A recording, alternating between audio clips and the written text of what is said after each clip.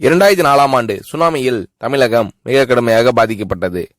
2004இல் சுனாமியில் தமிழகத்தில் மட்டும் 6065 பேர் இறந்தார்கள். 88 கிராமங்கள் நிலைகுலைந்து அழிந்து போனது. இந்த சூழ்நிலையில் அம்மா அவர்கள் எடுத்த நடவடிக்கையால் 10 கிராமங்களுக்கு ஒரு அமைச்சர், ஒரு IAS அதிகாரி, ஒரு PRO என்ற ஒரு குழுவை அமைத்து உலக வரலாற்றிலேயே இது போன்ற மீட்பு நடவடிக்கை இருந்திருக்காது என்ற அளவில் 3 நாளில் பாதிக்கப்பட்ட கிராமங்களுக்கு மின்சாரம் வழங்கப்பட்டது.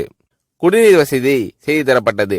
இந்த மின்னல் வேக நடவடிக்கையால் அப்போதிருந்த இந்திய ஜனாதிபதி அப்துல் கலாம் மற்றும் அமெரிக்காவின் முன்னாள் அதிபர் கிளின்டன் ஆகியோரின் பாராட்டுகளை அம்மாவின் அரசு பெற்றது. அழுத கண்களை துடைக்கும் கரம் கொண்டவர் அம்மா அவர்கள். ஆண்டவன் யாரோ ஒரு நபர் மூலமாக வருவார். தமிழ்நாட்டிற்கு கிடைத்த தெய்வம் அம்மா அவர்கள். சுனாமியில் பாதிக்கப்பட்டவர்களில் 40 பேருக்கு 2 குழந்தைகளும் சுனாமியில் இறந்து விடுகிறது. அந்த 40 பேரும் ஏற்கனவே கருத்தடை ஆபரேஷன் செய்திருக்கிறார்கள். பெற்றோர்கள் மட்டும் உயிர் பிழைத்திருக்கிறார்கள். உயிர் பிழைத்தவர்களுக்கு இனி குழந்தை கிடையாது என்ற நிலையில் அவர்களுக்கு கருணைவு ஆபரேஷன் செய்து அவர்களில் பல பேருக்கு குழந்தை பிறந்து அந்த குழந்தைகள் இன்று பள்ளிக்கு சென்று கொண்டிருக்கிறார்கள்.